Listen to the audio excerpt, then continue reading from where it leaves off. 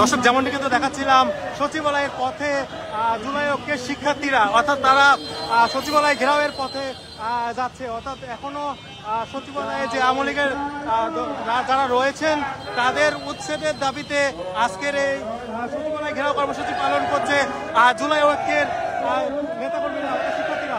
আমরা দেখতে পাচ্ছি বিপুল পরিমাণ পুলিশ মোতায়েন করা হয়েছে এবং ধস্তাধস্তি যে ঘটনা সেটি কিন্তু ঘটবে। আপনাদের দেখাচ্ছিলাম ব্যারিকেডটা সামনের দিকে যাচ্ছে, পুলিশের যে ব্যারিকেডটি ছিল সেটি ভেঙে কিন্তু সামনের দিকে অগ্রসর হচ্ছে।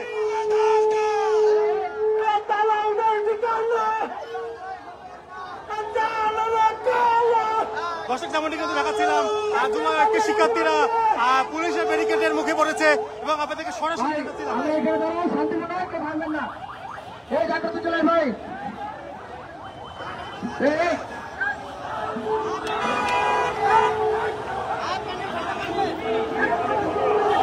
ইতিমধ্যে কিন্তু পুলিশের সাথে কিন্তু ব্যারিকেডের যে বিষয়টি সেটি কিন্তু আমরা দেখতে পাচ্ছিলাম।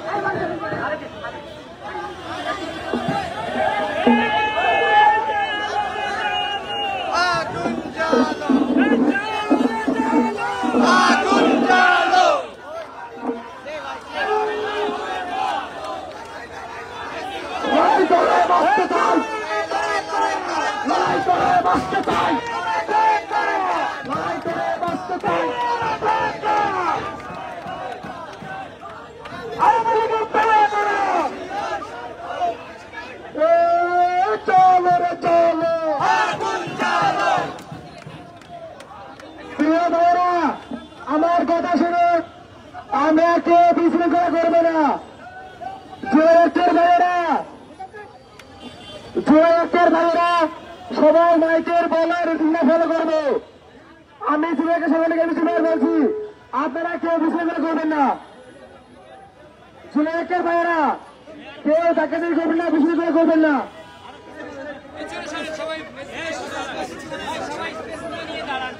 পেছনে আগান, পেছনে আগান, পেছনে আগান, পেছনে আগান, পেছনে আগান, পেছনে আগান, পেছনে আগান, পেছনে আগান সবাই। দর্শক, আপনাদেরকে যেমনটি দেখাচ্ছিলাম এক পাশে রয়েছে পুলিশ, অন্য পাশে জুলাই ঐক্যের শিক্ষার্থীরা যারা অবস্থান করছেন তারা কিন্তু অবস্থান সবাই পেছনে আগান। শিক্ষার্থীরা কেউ পিছনে যাবেন না, পিছনে আগান। বাধার মুখে পড়ে সেখানে অবস্থান করছেন। প্রিয় ভাইয়েরা, এখানে প্রিয় ভাইয়েরা আমাকে শুনুন, সবাই মন্দ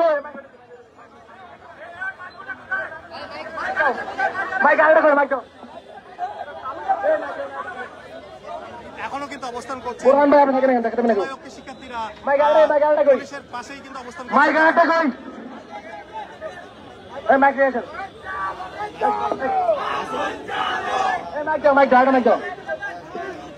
কোথায়